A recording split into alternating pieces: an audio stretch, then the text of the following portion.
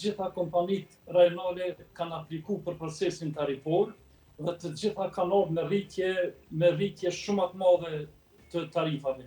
Ka kompani që ka konkurruar 100%, ka kërkuar 100% me rrit tarifat, ka kompani që ka kërkuar dikon 10%, për shembull që është rasti i Këru Gjakovës, por në përgjithësi kërkesat e tyre kanë qenë për një rritje rreth 60-70%. Pra kërkesat mesatare ka qenë për rritje 60 deri në 70%. Pastaj si erdhe deri tek përfundimi për rritjen deri në 40% të çmimit të ujit? Kësaj i kanë parapri një mori analizash që kemi bërë, kemi konsultuar edhe historikun e shpenzimeve të kompanive, edhe realizimin e investimeve kapitale, të hyrat që kanë realizuar, inkasimet, gjithë ta faktorë kanë ndikuar që ne përmes kalkulimeve me një metodologji të re, e cila është më avancuar në Ballkanin Perëndimor, të derivojmë këto tarifa. Ne kemi si parim që të harruajmë qëndrueshmërinë financiare të ofruesve të shërbimeve, kompanive pra, të ujësjellsve, dhe një në anën tjetër të harruajmë konsumatorin, që tarifa të jetë e përballueshme për konsumatorin.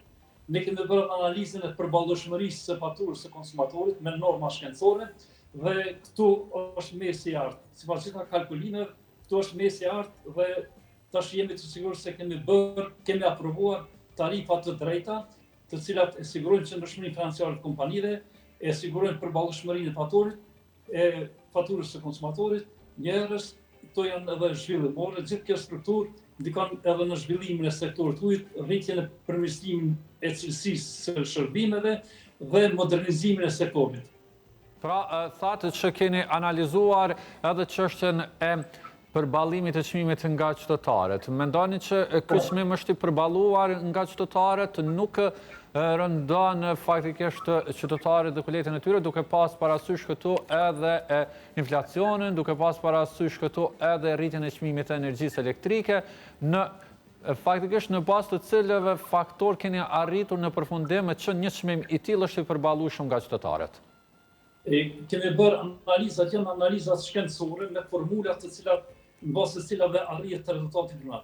Sipas normave të Bankës Botërore, lejohet që deri në 5% të pagës mesatare të konsumatorit të rritet të shkon tarifa. Ndërkaq ne jemi 2.4% të këtij nivelit të përballueshmërisë. Dhe aktualisht i kemi prapë çmimet më të ulta në rajon. Askush jemi të parafort me marrë në zi, ndërkaq gjithë tjerët i kanë shumë më të larta se sa ne. Po, sa mendoni që ka qenë transparent i gjithë procesi i tarifave të reja të ujit? Unë mendoj që ka qenë shumë transparent, sepse prej vitit 2025, kur kemi fillu me procesin e ndryshimit të madh metodologjik tarifor, i kemi dërguar letra kompanive, i kemi njoftuar me ndryshimet që po i bojnë, edhe kanë zhvilluar debate. Ata kanë dërguar komentet e tyre, i kemi shqyrtuar dhe i kemi marrë shumicën konform norma profesionale edhe shkencore, i kemi implementuar ato që kanë qenë të arsyeshme. Ndërkaq përveç kësaj kemi pas takime, i kemi bërë disa prezantime me kompanitë, kemi pas edhe konsulentë ndërkombëtare, edhe konsulenti i kanë njoftuar ato.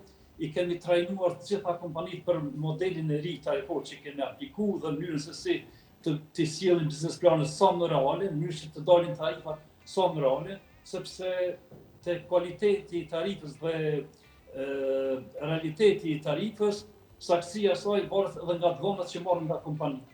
Dhe kështu mandej kemi zhvilluar debat edhe me qytetarët, kemi ftuar në për të gjitha kompanitë, kemi organizuar debat publik, ku kemi pas mu konsultu me konsumatorët, me njoftu me tarifat e reja, pse kanë ardhur te këto, si kanë ardhur, edhe çka mendojnë ata.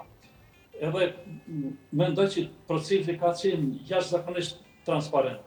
Madje edhe ju kemi dërguar një draft të tarifor kompanive, prapë kanë dhënë komentet e veta, disa s'janë pajtu, disa janë pajtu dhe i kemi shterë krejt debatet, i kemi përballë argumentet dhe në fund kompanitë janë pajtuar me këto tarifa.